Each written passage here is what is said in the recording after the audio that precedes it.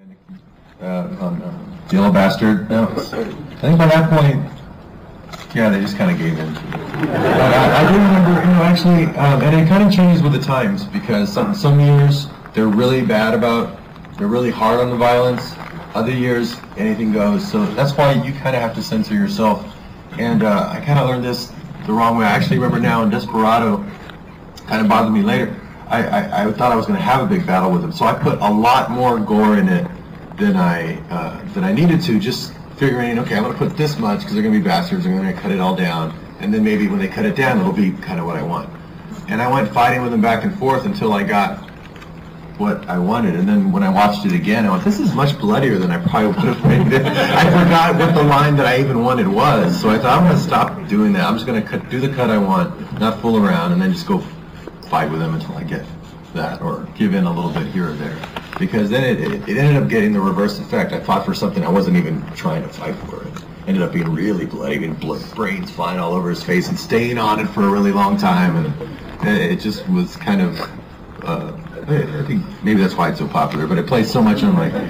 I would like to propose a small round of applause for the film Sin City. It's not a horror film, but it's fucking great. It is. It's just so much fun for grown-ups. And anyone else would like to talk about penis trauma in their films? I have something to say about it. You need your films ties. I wasn't as involved in the process by the time that the ratings came around for that, but when we shot it, I shot like 3 different versions where you didn't see it. There's no way that that's going to be in the movie. So when I found out that it ended up in the movie, I was as surprised as anyone else. But it was a very weird day where, we made a prosthetic penis that discharged pus. And it was like extremely unpleasant. And because I shot versions where you just saw him open his pants and you didn't see it. Then I shot one where you saw like half of it, and then one where you saw it, and then one where it discharged. And I was like, the discharge one's just for fun. But as far as I know, that somehow didn't offend the MPA. Again, I want to hate him, but I don't. Right. All right. Anybody else? One more MPA right there. So back in the 80s, if you made a horror or an action movie... Back in the 80s, thank you. If you made a horror or an action movie, you were guaranteed to have topless girls in like every other scene for absolutely no reason. And that's just kind of dropped out of film. I was wondering what your opinion on that was and why that happened. Get the internet. Anyone other than the proliferation of pornography on the internet would offer a theory on why there's less movies? It's the same thing. A lot of it with the times, there was a time where I saw it shift to where they didn't even care about the violence anymore. No nudity. You could not have any nudity. Anything that's sexual at all, they wanted that out. Kill as many people as you want. You could be as gory as you want. But it was a very conservative time period there. I don't really know where it's at now, but there were times like that. It was just very bizarre. Violence today is good. Nudity, no. So it's very arbitrary, depending on who's on the board, what the times are like. I'm trying to think. You've never shot a naked movie in your films, I don't think. Okay. No, not one. Yeah, we shot. There was a total scene at the beginning of Dog Soldiers, but that got cut out by me. Good. And there was a brief bit of nudity in Doomsday, but that's it. It's not been a prerequisite of the movies. I've also gotten the comment, it needs more boobs. Every test screening you ever get goes, need more boobs? Everyone? I mean, that's one of the topics that I wrote down here is nudity in horror films, and obviously beyond the very obvious psychological edge of once you're naked, you're vulnerable. What does nudity add to a horror film? Does it really? I mean, is it essential? Well, I made a point with on Descent, obviously having like a cast of just 6 women. I made a deliberate point not to have any nudity in there, and a lot of the people involved wanted that. Certainly, the French distributors were pushing for a bit of nudity in there. But geez, you guys don't get the reference. French like naked women. But beyond that, no, I thought it was unnecessary for that particular film, in order to make the point that it was a bit more empowering that way. I couldn't agree more. Gentlemen, anything here about nudity? Does anybody want to get naked? I did, for Dusk Till Dawn, I remember they had to go into the strip club, had to be, a sleazy strip club. But the way we were shooting it, we had the girls up all the time, so I thought it was going to be pretty uncomfortable for them. So some of them were topless, most of them were dressed. And I thought, for that, it was a pretty classy joint if you actually look at it. It's not really as bad as it should be. And I thought it was much sexier, actually. Salma's dance and that, almost falling out of her outfit, was better than seeing her naked. Well, that's what I decided after we shot it naked. I thought, well, let's go ahead and put the clothes on. I've got my personal confidence.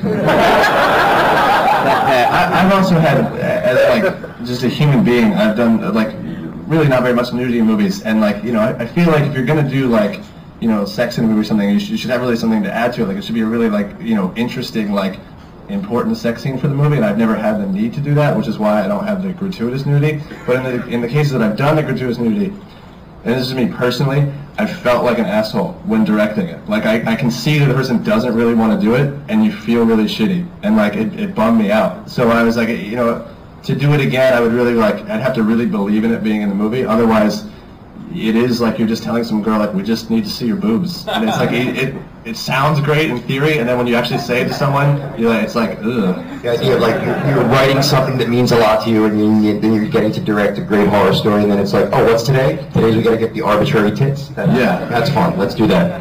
I've got a good story from Sin City. It's not a horror movie, but it was one of those things where exactly what you said. I had to go up and say, well, we do just for the sake of boobs have to see them, because that's what it is in the comic, and I'm trying to be very faithful to the book. So I have to come up with some trick, because it's like I can't do this the whole movie, but I want to be able to go when I do the press and say we've translated it, 1-to-1. So the first episode was the hardest, because that was going to set the tone, and I thought, well, I can at least put a few nudity shots right up front in the movie. You'll get the sense that everyone from that point on is naked, because they're not wearing very much. And people do. They say, there's so much nudity in that movie. It's like, no, you see 2 breasts at the very beginning, and then the rest of the movie you think they're naked. And one of the actresses, I had to talk to her because in the drawing she's really built. And I said, I don't know how faithful to be to this. Do you think I can use a stunt double? A body double? And I mean, you seem to have a great body, but I don't want to make you uncomfortable. I don't want you to have to film it and then I have to reshoot it. How about I just shoot a body double? And she goes, well, you want to see him? Okay, she's a professional, model. This is Jamie King. She won't mind me telling you. So I said, okay, I guess I'll close my office door. They're nice. So I'll use your own boobs. But that was like a very odd day to be directing and feeling kind of strange. Let's move from there to keep getting a little aroused here. I would like to move back to. Anybody who want to go back to my place and watch Sin City? I know I do.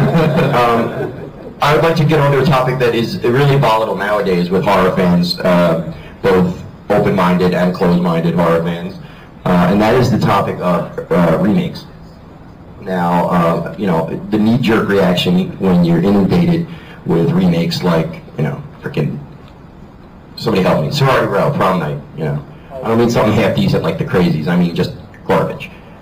And then, you hear, we're going to go to Matt on this, obviously, but when you see a wonderful film like Let the Right One In, and then you read an article that it's going to be remade, as a passionate horror fan, your first reaction is to be skeptical. And that's putting it lightly. But from what I've been reading, I think it's safe to say that these gentlemen who are doing that remake, Let Me In, are madly in love with the source material, and it doesn't seem to be any kind of mercenary project. I would like to talk to Matt and ask him pro and con what he thinks about horror remakes.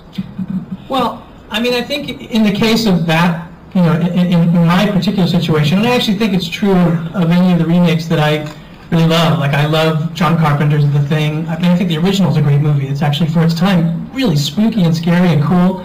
And the remake is fantastic. It's a great movie. And I think it ultimately comes down to